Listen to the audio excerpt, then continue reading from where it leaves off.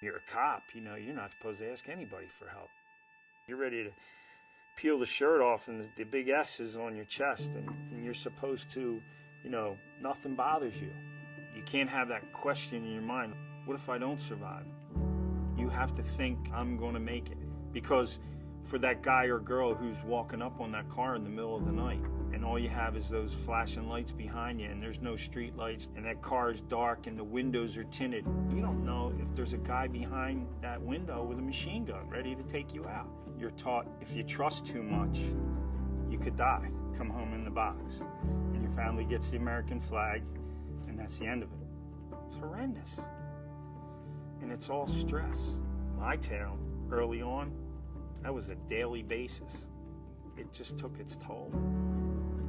I began to self-medicate harder and harder as time. I mean, every day is different in police work. You never know what that next call is going to be. It could be a cat up a tree, it could be a man with a gun. You just never know. It's an adrenaline rush, but you have to keep it in check. It's a lot, and your family does suffer sometimes.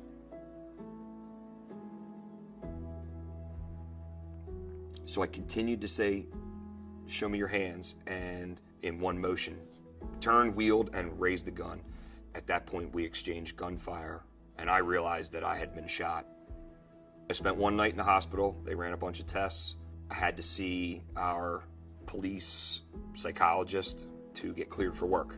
You kind of get the blessing, yep, you're good to go, and everything seemed fine. You know, it's kind of like get back on that horse. I knew something at that point was starting. I had headaches, didn't know why, thought maybe it was just stress. I started to have flashbacks of that muzzle flash, that ball of fire from 10 feet. And I would wake up at 3, 4 in the morning, and I couldn't go back to sleep. I'd wake up soaked in sweat. I would pace the house at 3 in the morning. I'd see the trash men coming at 4. It was like I was almost afraid to go back to sleep for fear of getting back into that nightmare. And I wasn't putting it all together as stemming from that incident. You know, as cops, we're supposed to be strong. We internalize it, and we don't talk about it, and it builds up inside. So once I realized that I needed to take some time and figure out and get my head back together, fix my head.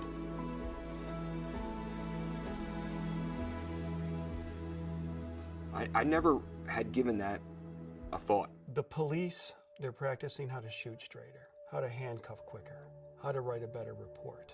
But as a police officer, no one ever asked me, how are you feeling inside?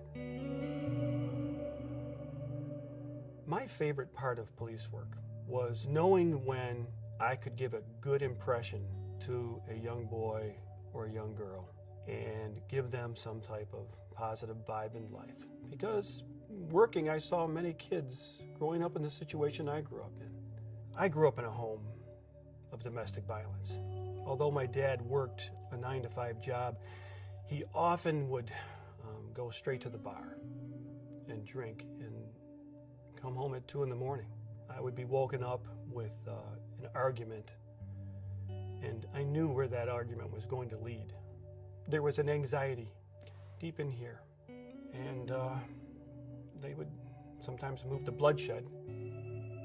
As a little boy, it was a traumatic experience for me. The police would often come to our home to help with the domestic situation that was occurring, and things would settle and be better. Often they would pick me up and they would hold me. I could hear their leather moving.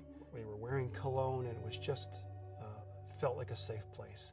And they would always tell me, everything's going to be all right. When you attend so many domestic violence runs as a police officer, and shootings, and so much trauma, I think you start to wear it. It gave me that negative energy that I felt as a little boy, deep inside.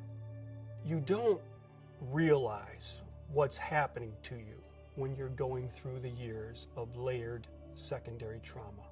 And then one day, you feel it. It's a ton of bricks.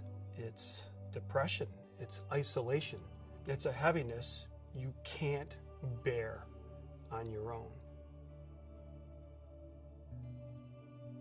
So I went to the doctor, and I told him about the pain and the issues. And he said, I'm just here to see if you're ready to go back to work or not. It's a yes or no thing.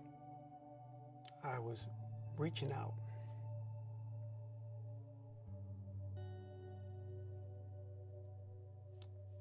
I needed help.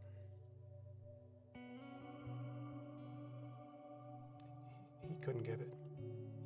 That vocabulary about emotions, about the psychology, it's not in the police department. They don't talk about it. The psychologist said, you're fit for duty. But I knew inside I wasn't. I was sitting in my house, staring at the wall every day for hours. I was withdrawing from all my relationships, from my 5 sons. I was isolating and becoming alone.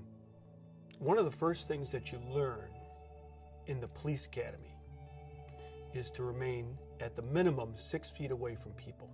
If you'll do that, you could prolong your safety and your life. Unfortunately, I think that 6 feet away, in my isolation and my depression, bled into my relationships. I didn't know how to get back close to people again. I had no idea. And I prayed about it. What do I need to do to make that bridge to get back to people? I don't know.